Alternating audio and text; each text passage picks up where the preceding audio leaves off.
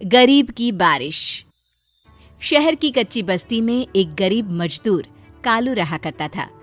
कालू के घर में उसकी पत्नी जानकी थी।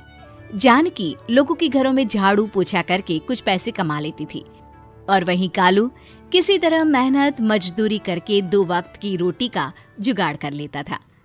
कुछ दिनों से हो रही बारिश के कारण कालू की मजदूरी बंद हो गई थी।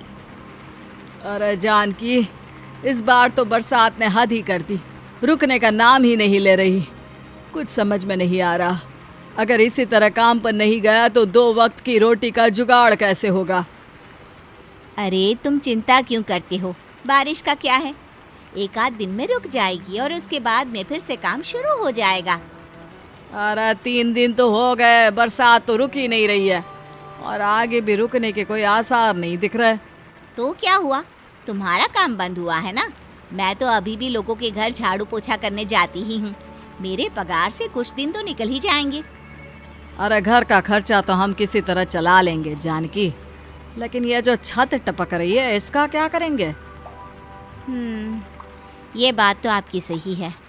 हमारी झोपड़ी अब काफी पुरानी हो चुकी है और इसके छप्पर में भी कई सारे छेद हो गए हैं। रात भर पानी टपकता रहता है। अरे मैं भी इसी बात से बहुत परेशान रहता हूँ। कहीं किसी दिन ज्यादा बारिश आ गई तो हमारी झोपड़ी टूटकर बिखर ना जाए। राम राम राम, ऐसी अशुभ बातें क्यों करते हो? अरे ऐसा कुछ नहीं होने वाला। ये झोपड़ी ही तो हमारा सब कुछ है। अगर यही नहीं रही तो हम जाएंगे कहाँ? ठीक है जानकी, जब तुम्हारी पगार मिल जाएगी तो कुछ पैसे बचाकर झोपड़ी के छप्पर की मरम्मत करवा लेंगे। शायद हमारी परेशानी कुछ कम हो जाए। ठीक है जी, अब ना ज्यादा परेशान मत हो। ये लो, खाना खा लो और सो जाओ। सुबह मुझे भी जल्दी काम पर जाना है। जानकी और कालू अपनी झोपड़ी में सो गए। रात को अचानक से बहुत तेज बारिश शुरू हो गई। धीरे धीरे बारिश का पानी कालू की बस्ती में भरने लगा।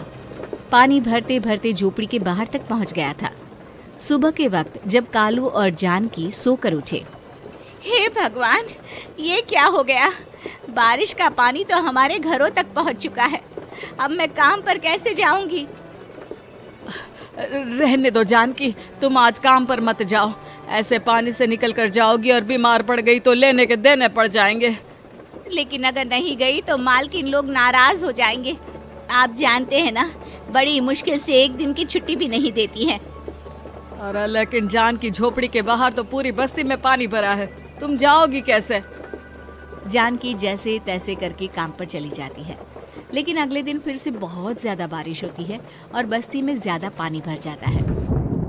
आज तो मैं तुम्हें किसी भी तरह काम पर नहीं जाने दूंगा। अरे अगर तुम्हें कुछ हो गया तो क्या होगा?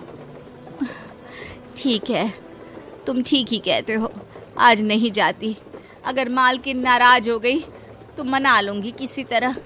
अरे मनाने वाली क्या बात है? जब तुम बताओगी कि हमारी झोपड़ी में पानी भर गया है तो वो खुद ही समझ जाएंगे ना।